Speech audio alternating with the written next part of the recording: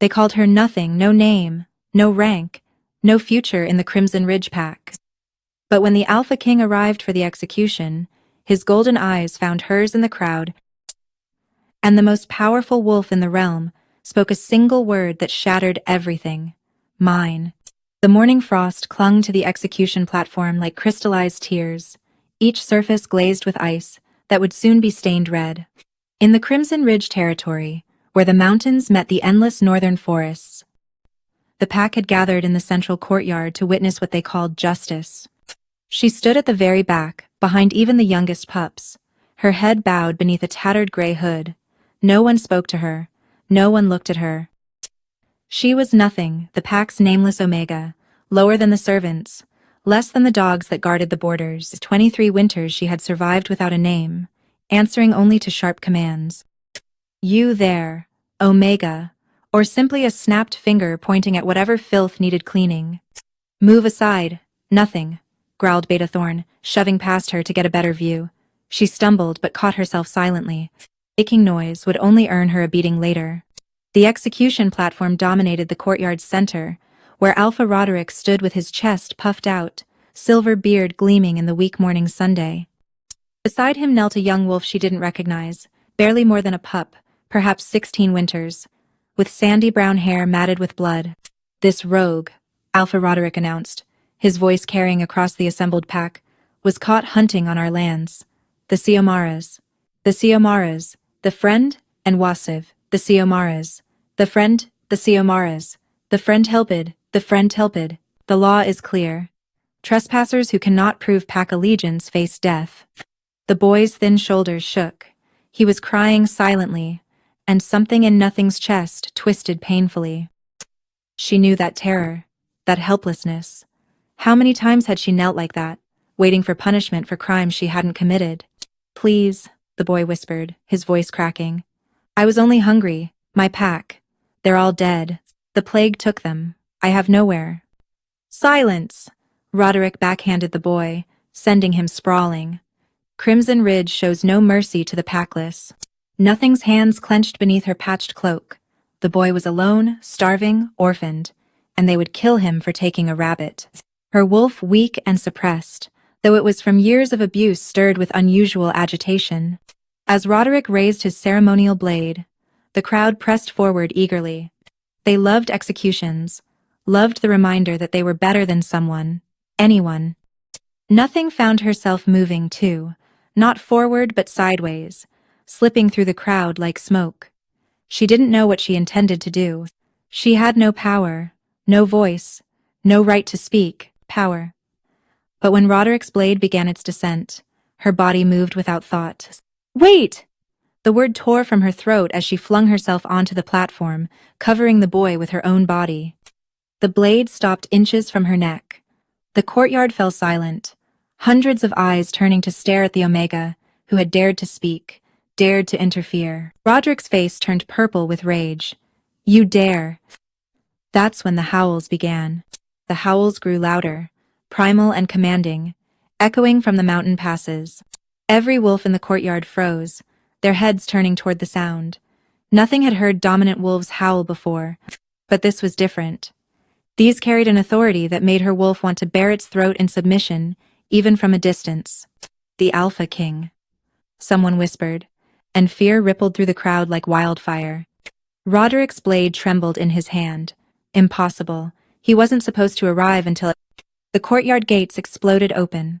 Not from force but from the sheer presence of the wolves that entered. They moved like living shadows, their forms massive and intimidating. At their center walked a man who made every other alpha. Nothing had ever seen look like pups playing at dominance. Alpha Kingkale Nightbane stood nearly 7 feet tall, his midnight black hair falling past his shoulders, golden eyes scanning the crowd with predatory assessment. Power radiated from him in waves that made weaker wolves whimper, and strong ones struggle not to kneel. He wore no crown, needed no symbols of authority. His presence alone commanded absolute obedience. Nothing kept her body covering the boy, though every instinct screamed at her to submit, to disappear, to become invisible as she'd learned to do. But if she moved now, Roderick would kill the pup out of spite before the Alpha King could intervene. Alpha Roderick? Kale's voice was deep as thunder, controlled but with danger lurking beneath. I arrived to find you conducting an execution. Of a pup, no less. Roderick straightened, trying to project confidence he clearly didn't feel. My king, this rogue trespassed on Crimson Ridge territory. The law states— I know the law, Kale interrupted, stepping onto the platform. His movement was fluid, predatory. I also know the law requires 3 witnesses to confirm trespass, a formal trial, and notification to neighboring packs in case the accused has allegiances. We followed procedure, Roderick lied. Kale's eyes narrowed. Did you? Then you won't mind showing me the documentation.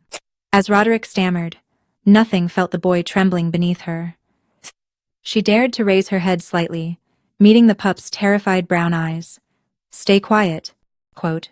She breathed, so low only he could hear. Stay still. And what is this? Kale's attention suddenly shifted, and Nothing's blood turned to ice as those golden eyes fixed on her. The Pack Omega interfered with the execution, my king, Roderick said quickly, eager to deflect attention. She should be punished severely for such insolence. She's nothing literally. A nameless cur we keep out of pity. Kale moved closer, and Nothing's wolf did something unexpected. Instead of cowering, it stirred with interest, almost reaching toward him. She crushed the sensation down, keeping her head bowed. Look at me, the Alpha King commanded. She couldn't disobey a direct order from the Alpha King. Slowly, Nothing raised her head, her hood falling back to reveal matted silver-white hair and eyes the color of winter storms. The moment their gazes met, the world shifted. Kale's entire body went rigid. His golden eyes blazed brighter, and a growl not of anger but of recognition rumbled from his chest. The sound made every wolf in the courtyard step back. Your name, he demanded, but his voice had changed, become deeper, more primal.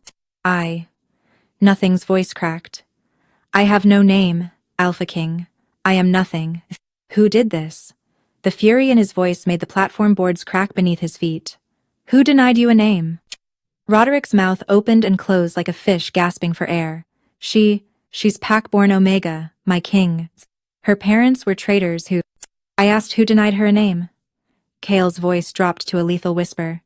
Not for excuses. I did. Roderick finally admitted, lifting his chin. As is my right as Alpha. She carries tainted blood. Nothing remained frozen, still shielding the boy. No one had ever questioned her namelessness before. It was simply how things had been since she was 3 winters old, when her parents were executed for supposedly conspiring with rogues. Release the pup, Kale commanded. When Roderick hesitated, the Alpha King's power flooded the courtyard, driving every wolf to their knees except Nothing, who was already kneeling.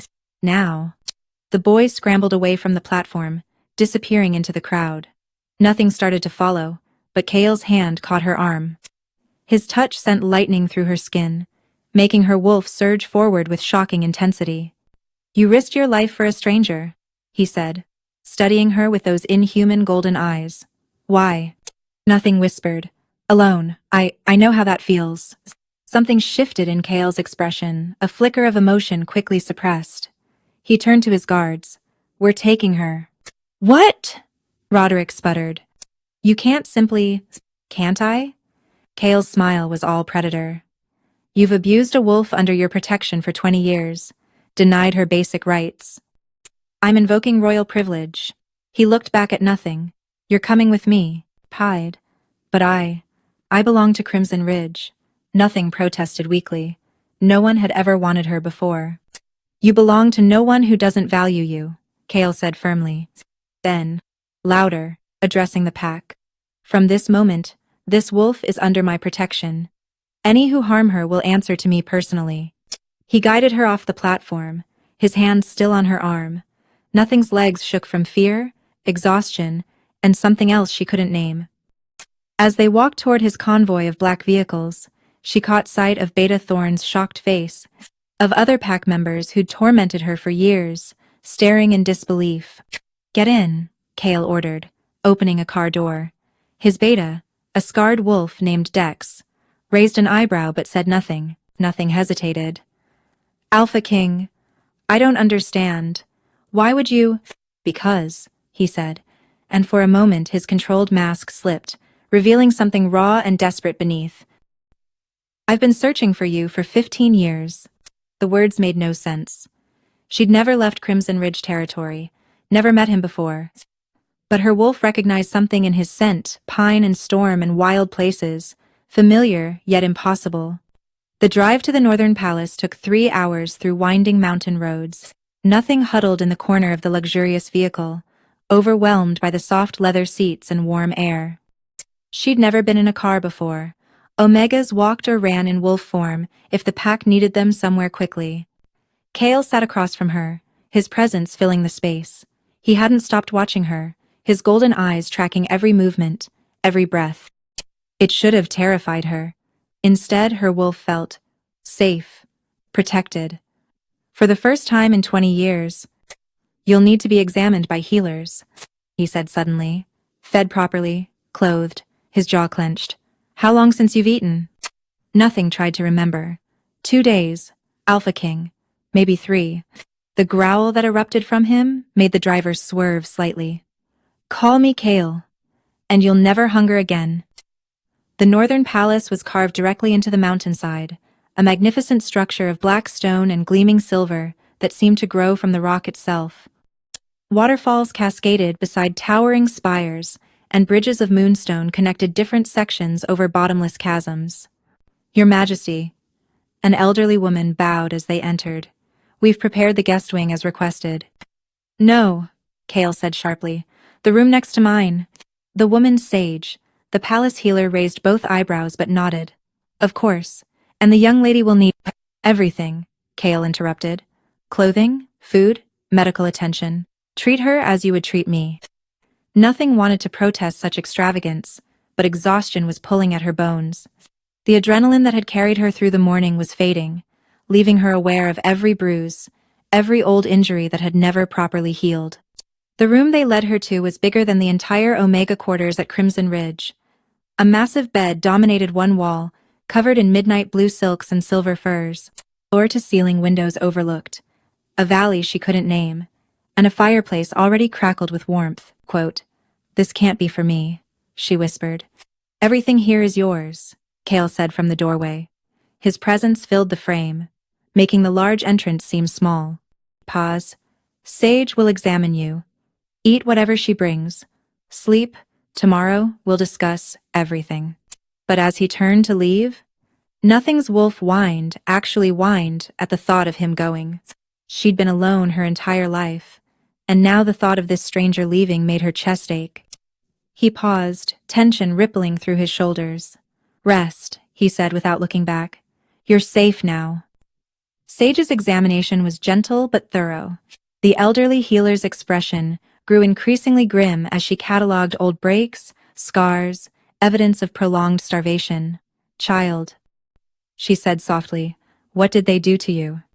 "Nothing more than what a nameless Omega deserves." Nothing replied automatically.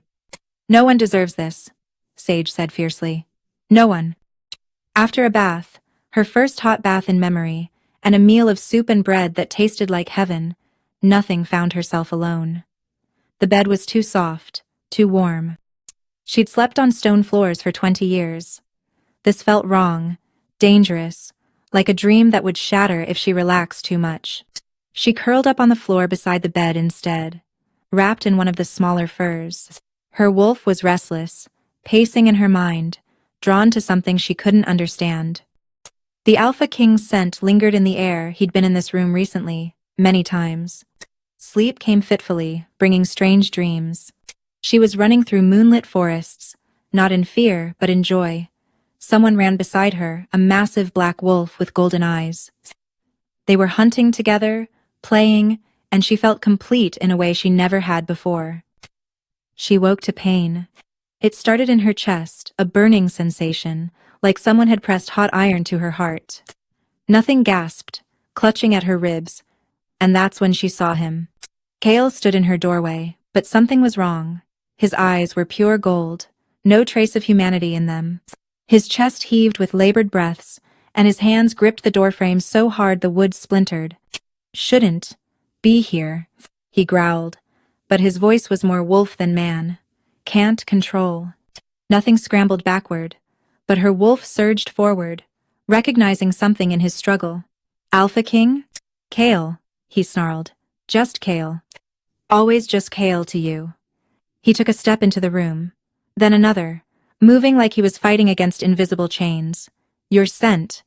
Can't. God, you don't understand what you are. Stay back. Nothing whispered, but her wolf was doing the opposite, pulling her toward him with frightening intensity. What's happening to you? Kale fell to his knees, his transformation beginning, claws extending, bones shifting. True mate, he gasped out. You're my true mate. Known since I caught your scent at Crimson Ridge. But you don't. You can't feel it yet. Too weak, too suppressed, true mate. Nothing had heard the term in whispered stories. Wolves destined by the moon goddess herself to be together, two halves of one soul. But it was legend, myth, and she was nothing, nobody. How could she be anyone's mate, let alone the Alpha King's? That's impossible, she breathed. Your parents. Kale forced out through gritted teeth, fighting his wolf for control. They didn't betray anyone. They tried to bring you to me. You were, promised to me, born under the same moon, same hour. The oracle confirmed it when you were born. Nothing's world tilted. What? Roderick knew. He killed them, kept you, broke you, so you could never challenge his claim to Crimson Ridge. Kale's transformation reversed slightly as he spoke, anchoring himself with truth. Your real name. Your parents named you Lyra. Lyra Moonweaver, last of the Silver Wolf bloodline, Lyra. She had a name. After 20 years, she had a name. Silver wolves are myths. She protested weakly. Look at your hair. Kale managed. Your eyes during the full moon. Why do you think Roderick feared you so much? Silver wolves are kingmakers, queenmakers, the strongest bloodline in our history, and you're the last. Tears streamed down her face. If all this is true, why didn't you come sooner? Roderick told everyone you died with your parents. I've searched every pack, every territory. Today was inspection, but I came for him to punish him for other crimes. Finding you. His control slipped again, golden eyes blazing. My wolf wants to claim you, now. But you're too weak, too hurt. It would kill you. The burning in her chest intensified. And suddenly, Lyra understood. She could feel it now. A gossamer thread connecting her soul to his, weak but undeniable. Her wolf recognized its other half, and was screaming to complete the bond. Get out! She gasped, as her own control started slipping. Please, before we do something that can't be undone. But Kale was already moving. Not away but toward her, drawn by instincts older than civilization. Can't, he growled. 15 years of searching. My wolf won't let you go again. He reached for her, and the moment his hand touched her face, the world exploded. Power, raw, ancient, magnificent surged between them. Lyra's wolf, suppressed for 2 decades, roared to life. She could feel her eyes shifting to silver, could feel strength she'd never known, flooding her veins. No, Kyle jerked back, horror replacing desire. Too much. You're not ready. Your body can't. But it was too late. The bond had started forming, incomplete but undeniable. Lyra convulsed as 20 years of suppression shattered at once. Her wolf was trying to emerge, but her body, weakened by years of abuse, couldn't handle the transformation. She heard Kale roar for Sage, felt him gather her into his arms, his warmth the only thing anchoring her to consciousness. Stay with me, he commanded. Lyra, stay with me. Lyra. Her name. She was somebody. She was his. Darkness claimed her as her body began the impossible task of becoming what it had always meant to be. Lyra woke to arguments, voices raised in anger beyond her door. You could have killed her, Sage's voice, uncharacteristically sharp. 20 years of suppression can't be undone in a moment. I know. Kale's response was raw, self-loathing. My wolf. I couldn't control it. Her scent. Her presence. We've waited so long. And you'll wait longer if she dies from your impatience. Lyra tried to sit up, gasping at the strange sensations coursing through her body. Everything felt different, sharper, clearer, more.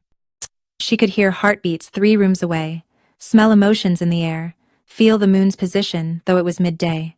The door burst open. Kale stood there, his face haggard, dark circles under his golden eyes. You're awake. What did you do to me?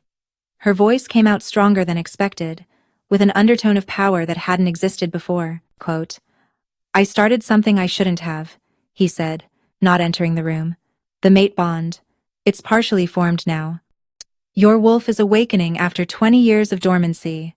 Your body is trying to become what it should have been all along.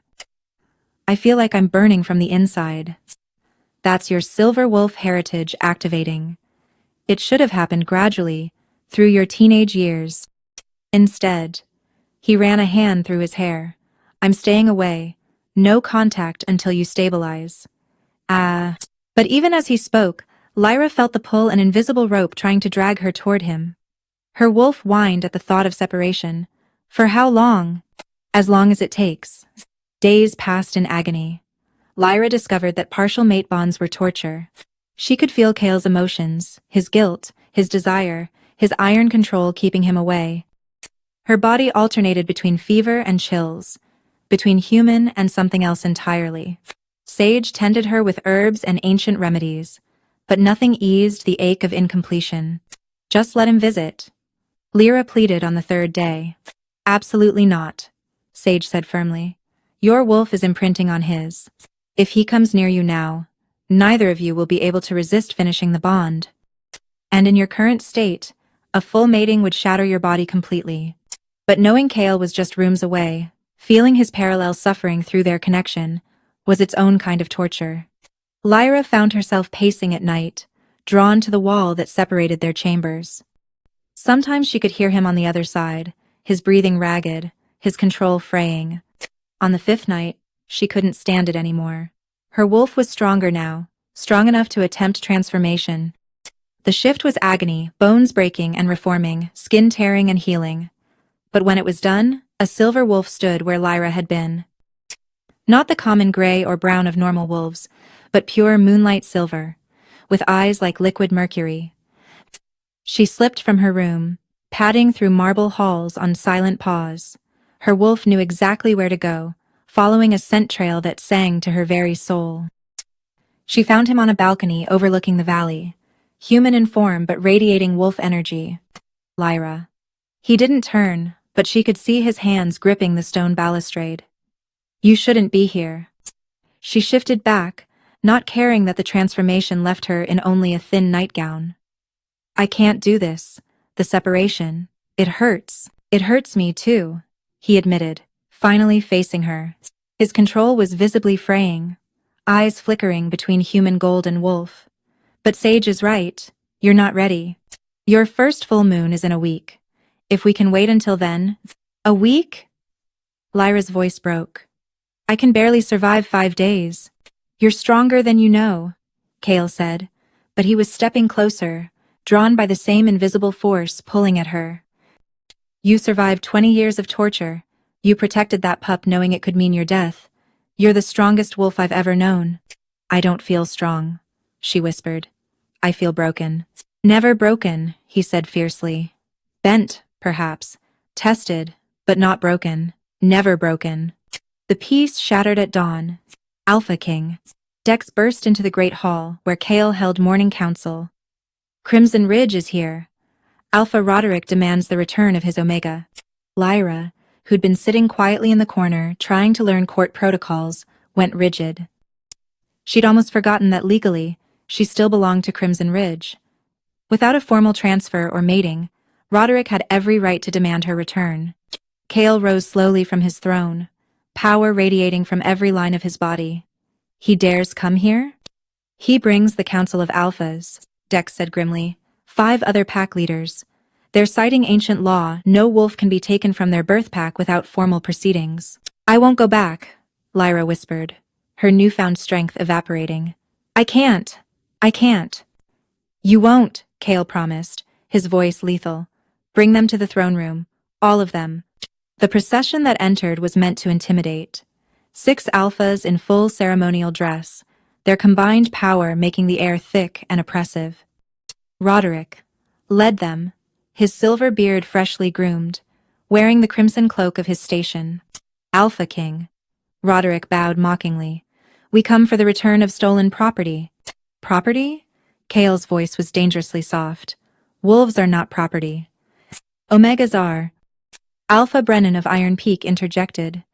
By ancient law, they belong to their pack until mated or formally transferred. You've done neither. She was being abused, disciplined. Roderick corrected. As is an alpha's right, with packless omegas. Her parents were traitors.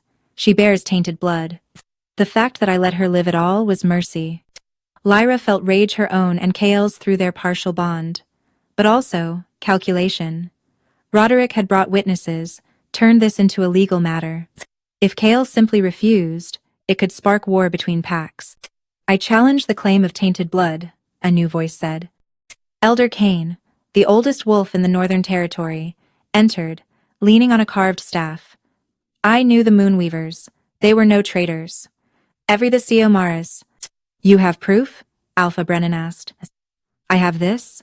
Kane produced an aged scroll. A contract, signed by Roderick himself, agreeing to the fostering of young Lyra Moonweaver until her 18th year, when she would be transferred to the Northern Pack to fulfill a mating contract with the then Prince Kale. The throne room went silent. That's forged, Roderick sputtered. Is it? Kane smiled coldly. Shall we test it? Blood magic doesn't lie. We can verify your signature easily enough.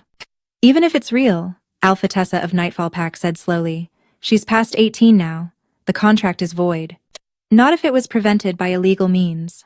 Kale stood, descending from his throne. Roderick, you told everyone she died. You denied her a name. You broke a blood contract. These are crimes punishable by death. You can't prove. Actually, Beta Thorn stepped from behind the other alphas. I can. Everyone turned to stare at Roderick's own Beta. I've served Crimson Ridge for 40 years, Thorn said, not meeting Roderick's eyes. I've done terrible things in that service. Power and documents. Documents, proof of the Moonweaver's innocence. Proof that Roderick killed them to prevent the mating contract. He pulled a leather journal from his coat. It's all here. All here. It's all here. All here. You betray me? Roderick snarled. You betrayed your pack first, Thorn replied. The Silver Wolves were meant to bring prosperity to all packs. You destroyed that for personal gain. Lies! Roderick's control snapped. He began to shift, his wolf emerging in rage. But before he could complete the transformation, Lyra moved.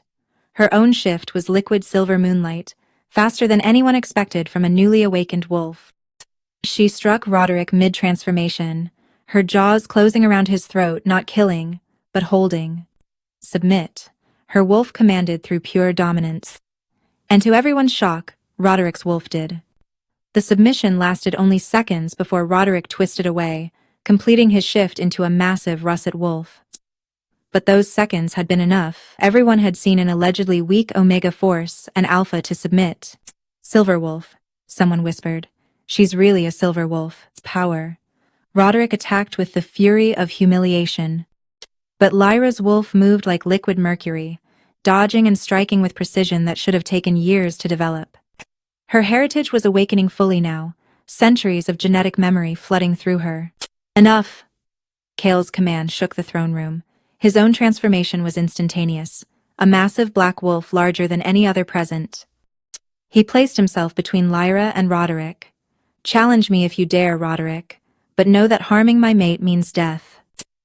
She's not your mate yet, Roderick said, shifting back to human form, blood dripping from where Lyra's fangs had pierced.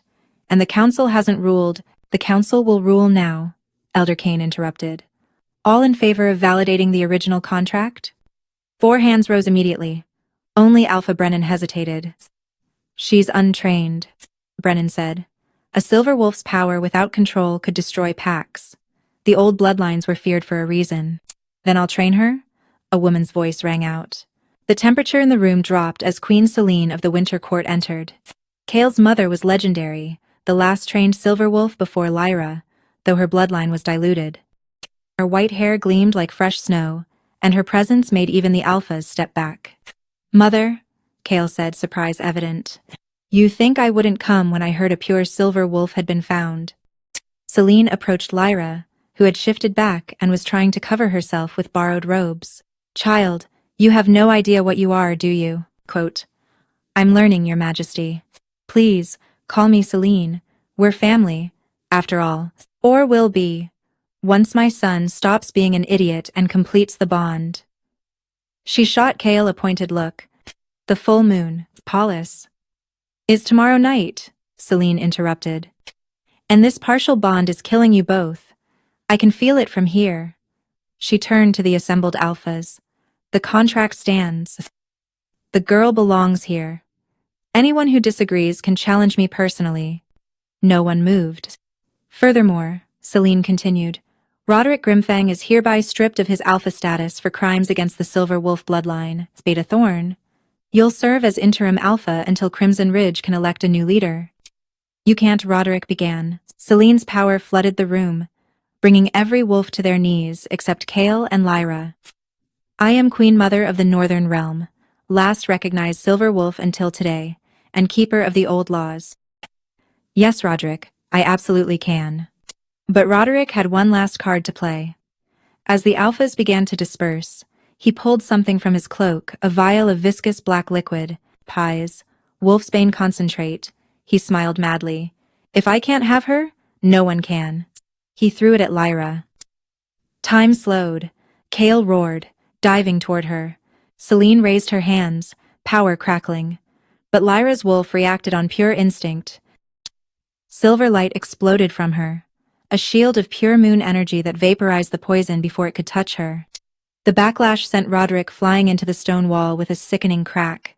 He slumped, unconscious but breathing. "Impossible," Alpha Brennan breathed. "That level of power, without training." "She's not just a silver wolf," Selene said quietly, awe in her voice. "She's an alpha silver wolf, the first in 300 years. Lyra swayed, the effort having drained her. Kale caught her before she could fall, and the moment their skin touched, electricity arced between them. The partial bond flared, demanding completion. "Tomorrow," Kale growled, his control hanging by a thread. "Full moon tomorrow," tired. But tomorrow never came as planned. Lyra woke in the healing chamber, her body on fire. Not the gentle burn of transformation or the ache of the incomplete bond. This was agony, every nerve screaming, poison. Sage's voice was grim. "Not wolfsbane. Something else. It was on Roderick's claws when you fought. A backup plan. But the shield protected you from the vial, yes. But he'd coated his claws before shifting. It's in your bloodstream now." Kale was there, his hand gripping hers so tightly it should have hurt. Through their bond, she could feel his terror, his rage, his desperate need to fix this. "What kind of poison?" he demanded. "Something ancient, predates our healing knowledge." Sage looked exhausted. She'd clearly been working for hours. "It's attacking her wolf directly, trying to sever the connection between human and wolf spirit. That would kill her," Selene said from the doorway. "Yes," Sage confirmed quietly. "No." Kale's denial was absolute. "There has to be something. The full moon is tonight. If we complete the bond..." "It could accelerate the poison," Sage interrupted. "Or the bond might be strong enough to burn it out. We don't know." "I know," Lyra whispered. They all turned to her. "I can feel it. My wolf. She's fighting, but she's losing. If we don't complete the bond tonight, I won't survive anyway." "Lyra. I was nobody for 20 years," she continued, meeting Kale's agonized gaze. "These past days, I've been somebody. Your mate. Even if it's only for one night, I want to be completely yours." Kale's control shattered. He pulled her against him, burying his face in her hair. "You were always somebody," he said fiercely.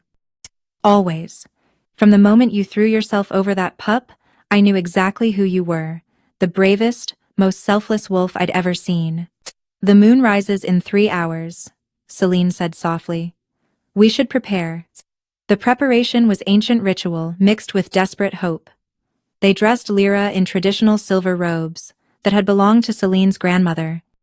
Kale wore black, the contrast deliberate shadow and moonlight, darkness and illumination.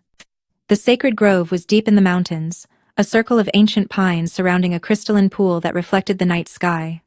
The full moon was rising, casting everything in ethereal light. Are you sure?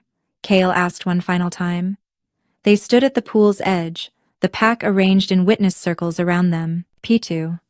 I've never been more sure of anything, Lyra replied. Even if this kills me, I'll die as myself. As Lyra Moonweaver, mate to Kale Nightbane, Silver Wolf of the Northern Realm. The ceremony began with the ancient words, spoken by Elder Cain in the old tongue.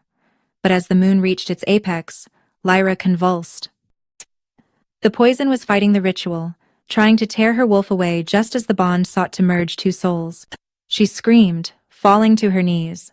Black veins spread across her skin like twisted vines.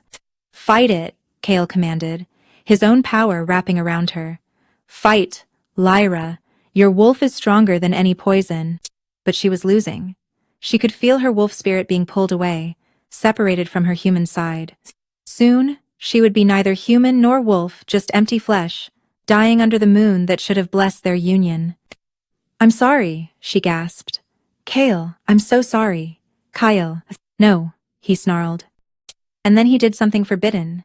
He began the claiming bite before the ceremony was complete, sinking his fangs into the junction of her neck and shoulder. The pack gasped. To claim outside the ritual was dangerous for both parties. But as Kale's fangs pierced her skin, something extraordinary happened. Poison. The claiming bite should have been the end, either completing their bond or killing them both. Instead, Kale absorbed the poison into himself. Lyra felt it happening through their connection, the black corruption, leaving her body and entering his. He was using the incomplete bond as a conduit, pulling her poison into his own bloodstream. No. She tried to pull away, but his jaw locked, holding her in place as more and more of the poison transferred. Kale, stop. It'll kill you. He released her only when the last trace of poison had left her system. Then he collapsed, his body convulsing as the concentrated toxin attacked his wolf. Claude. My king! Dex rushed forward, but Celine held him back. Don't touch him. The poison is pure now, undiluted. Contact could spread it. Lyra crawled to Kale's writhing form, tears streaming down her face. Why? She sobbed. Why would you do that? His eyes flickered open, already glazing with pain. 20 years, he managed. You suffered alone for 20 years. Couldn't let you suffer alone. Again. There has to be something. Lyra turned desperately to Sage.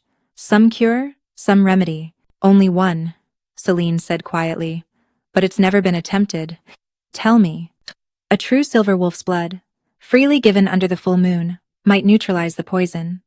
But Lyra, you're newly awakened, Perseid. The amount of blood required could drain you completely. Then we do it. You could die. We'll both die if we don't. Lyra's wolf surged forward, her eyes blazing silver. He's my mate, my other half. I won't let him go. Without waiting for permission, Lyra shifted partially, just her claws extending. She slashed deep across her wrist, deeper than ceremonial cuts, deep enough that blood poured freely. Drink, she commanded, pressing the wound to Kale's lips. At first, nothing happened. Then his wolf instincts kicked in, and he drank deeply. The blood glowed silver as it passed from her to him, carrying her power, her essence, her very life force. The black veins on his skin began to recede, but Lyra was weakening, her vision blurred, her body swaying. Enough! Sage tried to intervene. Come say. No, Lyra held on.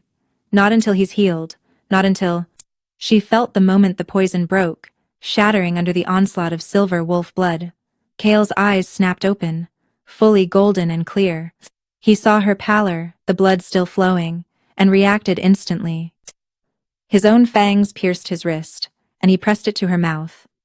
Drink, he commanded with alpha authority. Complete the circle. The exchange of blood under the full moon, freely given by both parties. It was the oldest mating ritual, predating all ceremonies and traditions.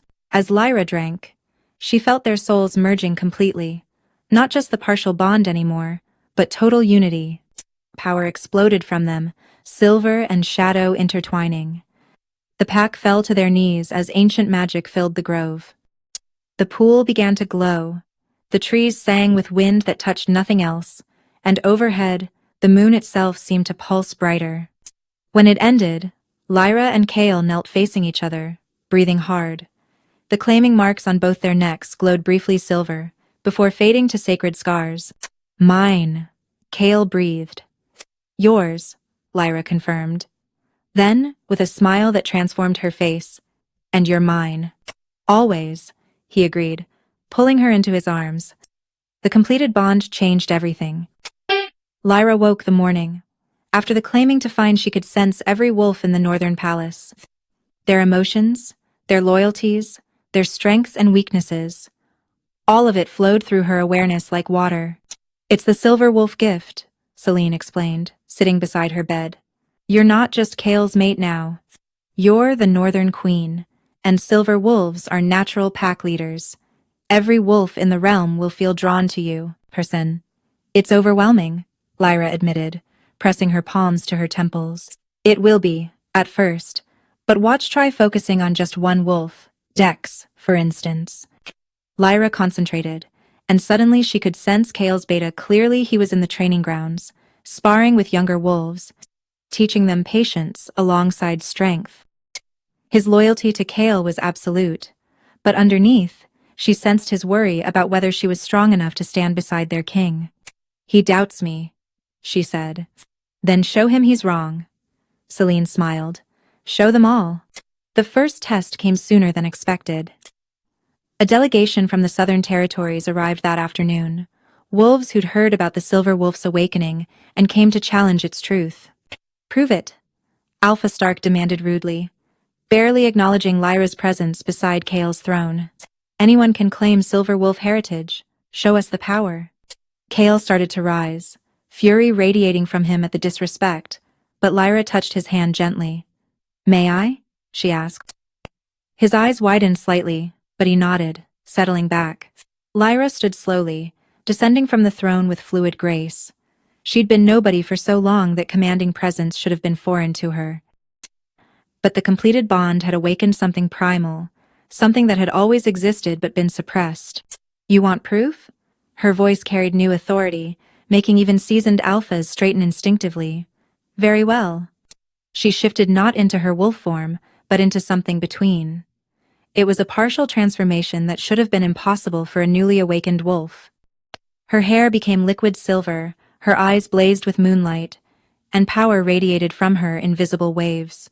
Every wolf in the throne room dropped to their knees, unable to resist the compulsion of a true silver wolf's presence. Is this proof enough? She asked softly. But she wasn't done. Lifting her hand, she called on abilities she somehow knew she possessed. Silver light gathered in her palm, then shot upward, spreading across the throne room's ceiling like stars.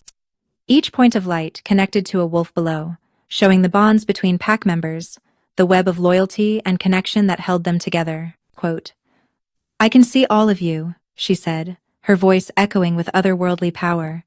Your fears, your hopes, your secrets. Alpha Stark, you came here not to challenge me but because your own mate is dying from a wasting disease. You hope the Silver Wolf's power might save her. Stark's face went white. How could you? Because this is what silver wolves do. Lyra let the power fade, returning to her human form. We see the pack as a whole. We heal what's broken. We strengthen what's weak. She climbed back to her throne, settling beside Kale with newfound confidence. Bring your mate tomorrow. I'll see what can be done. Just like that? Stark asked, stunned. Even after I disrespected you? Whoa. Just like that, Lyra confirmed. Because that's what queens do. We put the pack before pride. After the delegation left, Kyle pulled her into a fierce embrace. You were magnificent, he murmured against her hair. I've never seen anyone command a room like that. I was nobody yesterday. No, he pulled back to meet her eyes. You were never nobody. You were always this powerful, compassionate, extraordinary. They just tried to bury it. All we did was let you bloom. That night, Lyra discovered another aspect of the completed bond. She could share consciousness with Kael completely, not just emotions but thoughts, memories, experiences. As they lay together, she saw his past. The young prince told his true mate existed somewhere, searching every pack gathering, every territory. She felt his despair when Roderick reported her death, the way something in him had broken and never quite healed, until he'd seen her defending that pup. I knew, he whispered in the darkness. The moment you stood up, I knew. My wolf went insane.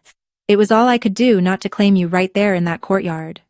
The coronation took place on the winter solstice, 3 months after the claiming.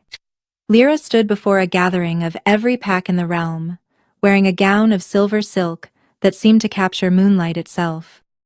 A crown of intertwined silver and black metal moonstone and obsidian rested on her head. Beside her, Kael wore its match. Today, Elder Cain announced, we witnessed something not seen for 3 centuries. A true silver wolf queen, bonded to our Alpha King.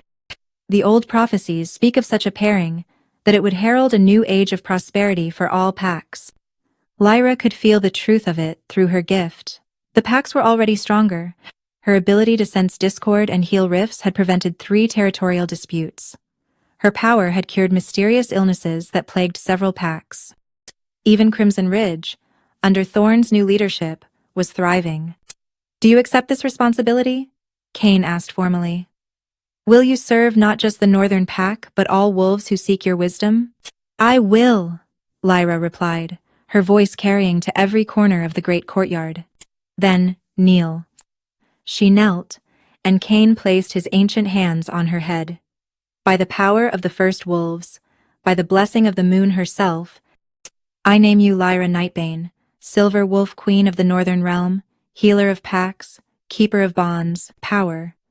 Rushed through her at the formal recognition, not painful this time, but warm and welcoming, like coming home.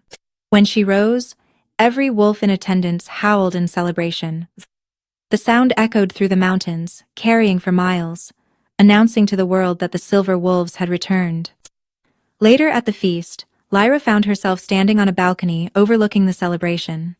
Wolves from every pack mingled below, old enemies sharing drinks, ancient feuds being set aside. It was exactly what she'd seen in her visions, unity through understanding. Regrets? Kael asked, joining her. How could I regret this? She gestured to the scene below. 6 months ago, I was sleeping on stone floors, believing I deserved nothing more. Now, now you're exactly where you always belonged, he finished. My equal, my queen, my mate. She turned to face him fully. That morning at Crimson Ridge, when I threw myself over that pup, did you really know? Or did you just hope? I knew, he said simply. My wolf knew. It's why I couldn't stay away those 5 days, even though I tried. Why I kept coming to your room at night. That was real? Lyra's eyes widened. I thought I was dreaming. He had the grace to look embarrassed. I couldn't help myself. The partial bond was driving me mad. Just being near you, watching you sleep. It was the only thing that kept my wolf calm. And now? Now, he pulled her against him. My wolf is at peace, complete. For the first time in my life, I'm whole. A commotion in the courtyard below drew their attention. A young wolf, barely more than a pup, was being pushed forward by his packmates. He looked terrified. What's happening? Lyra asked. Kyle smiled. The pup shifted forms clumsily, then looked up at the balcony. Queen Lyra! He called out, his voice cracking. I have no wolf name. My pack says I'm too weak, too small. They call me Runt. Will you? Could you? Lyra's heart clenched. She knew exactly how he felt. Without hesitation, she vaulted over the balcony, landing gracefully in the courtyard below. The crowd parted as she approached the trembling pup. She knelt before him, placing her hands on his thin shoulders.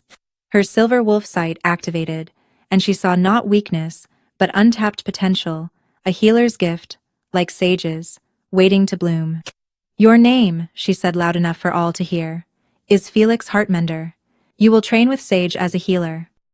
Your size is not weakness, it allows you to move quickly between wounded and battle. Your gentle nature is not failure, it's exactly what wounded wolves need. The pup Felix stared at her with tears streaming down his face. I have a name, he whispered. I have a purpose. Everyone has a name, Lyra stood, addressing the crowd. Everyone has worth. In this realm, under our rule, no wolf will ever be denied their identity. No wolf will ever be called nothing. The cheer that rose shook the very foundations of the palace. Later, as the celebration continued into the night, Kale found Lyra, surrounded by young wolves, all clamoring to hear the story of the nameless Omega who became a queen. Tell us again about standing up to Alpha Roderick, one begged. Were you really scared? Another asked. I was terrified, Lyra admitted. But sometimes the right thing to do is also the scariest. As she told her story, their story, Kale felt their bond pulse with contentment. They had found each other against impossible odds, survived what should have killed them, and emerged stronger than either could have been alone. The prophecy Cain had mentioned spoke of the Silver Wolf Queen bringing a new age of prosperity. But watching Lyra with the young wolves, seeing how she gave hope to the hopeless and names to the nameless, Kale knew the truth. She wasn't just bringing prosperity. She was bringing revolution, a fundamental change in how packs treated their most vulnerable members. And he would stand beside her through all of it, his darkness balancing her light, his strength supporting her compassion. My queen, he murmured through their bond. My king, she replied without looking up, her mental voice full of love and laughter. My mate, my home. As the moon rose full and bright above them, blessing their union once more, Lyra reflected on the journey that had brought her here. From nothing to everything, from nameless to named, from nobody to queen, power. But most importantly, from alone to loved. She was Lyra Nightbane, Silver